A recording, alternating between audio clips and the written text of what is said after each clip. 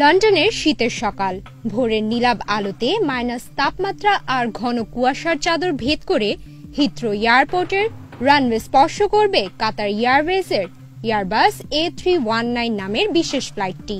এটি এমন একটি ফ্লাইট যে ফ্লাইটটি নিরাপদে ল্যান্ডের জন্য মোনাজাতে বাংলাদেশের কোটি কোটি মানুষ।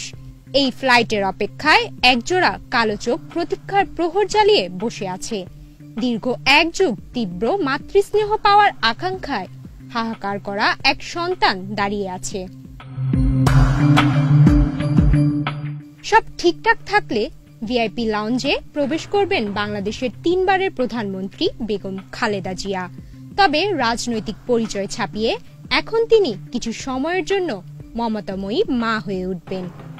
বৈধব্যের সাফেদ সাদা শাড়ি, ঘোমটা দিয়ে রাজনৈতিক মাঠে নামা এক গৃহবধূ, সাধারণ নারী থেকে হয়ে ওঠা গণতন্ত্রকামী মানুষের মুক্তির নেত্রী খালেদা জিয়া।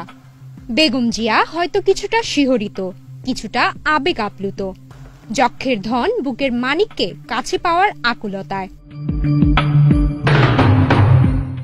বেগম খালেদা জিয়ার হুইলচেয়ার যত এগুবে অপেক্ষার প্রহর গোনা সন্তান তারেক রহমানের ছলছল করা চোখে ঝিলিকে কি খেলে যাবে 2008 সালে ভিন্ন এক রাজনৈতিক পটভূমিতে এভাবেই এক হুইলচেয়ারে বসে ব্রিটেনে আসার দিনগুলোর কথা।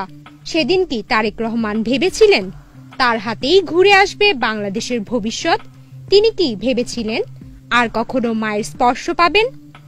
অবসান ঘটবে নির্বাসিত মাতৃস্নেহ পাওয়ার আকুলতার? বাংলাদেশের ভবিষ্যৎ রাষ্ট্রনায়কের মনোজগতে কি চলবে তখন তিনিই জানেন। তবে মায়ের এই সফর তারেক রহমানের কাছে বিশেষ কিছু। গত কিছুদিন ধরে রাজনৈতিক ব্যস্ততার পাশাপাশি নিজ হাতে মায়ের প্রতিটি জিনিস দেখভাল করছেন। মা কি খাবেন এয়ারপোর্ট থেকে হাসপাতালের প্রতিটি বিষয় তারেক রহমান একা হাতে করেছেন।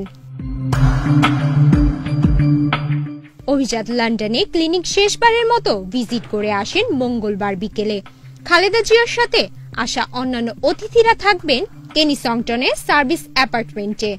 সেগুলো নিজ হাতে বুকিং করে সকল সুযোগ সুবিধা দেখেছেন।